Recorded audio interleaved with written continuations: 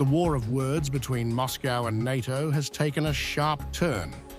Responding to NATO Secretary General Mark Rutte's jibe that a historian is leading Russia's delegation instead of Putin, Vladimir Medinsky hit back with cutting precision. He mocked Rutte's historical knowledge, saying Ukraine didn't exist in the 12th century, a clear retort to NATO's perceived ignorance of Slavic history. I know that Mr. Rutte studied history at university, but I would definitely send him a school textbook on medieval history, because from it, he would learn that Ukraine did not exist in the 12th century. Russia has issued a stark warning to Ukraine: compromise or face the risk of losing more territory. In a hard-hitting interview with the Wall Street Journal, Vladimir Medinsky, President Putin's chief negotiator, likened the conflict to a quarrel between brothers, but made it clear that Moscow's patience has limits.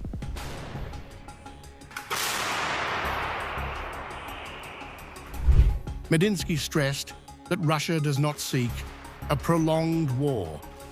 Yet if Kyiv continues to operate under foreign influence, he said, Moscow will be left with no choice but to respond decisively. We don't want that. We want peace.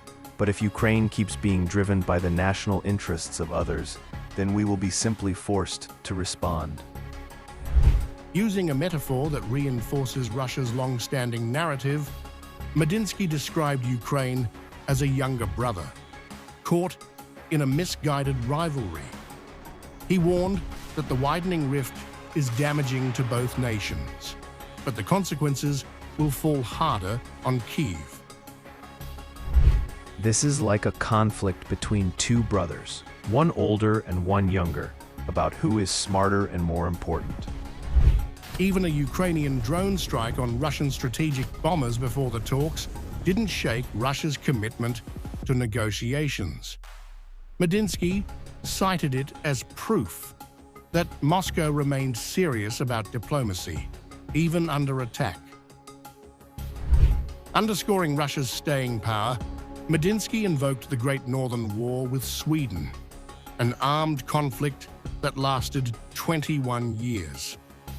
Russia can endure long wars, he said, suggesting that time is not on Ukraine's side. With Russia, it's impossible to fight a long war.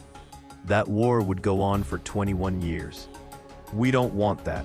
We want peace. But if Ukraine keeps being driven by the national interests of others, then we will be simply forced to respond. With peace still elusive, Moscow's warning carries weight. Medinsky's message was clear.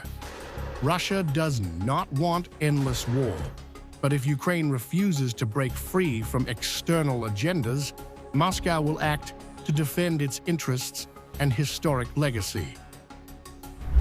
As the conflict drags on, Russia's strategic patience is thinning, and with history as its guide, Moscow is signaling that the next phase of this war, if Ukraine doesn't shift course, could come at an even greater cost for Kyiv.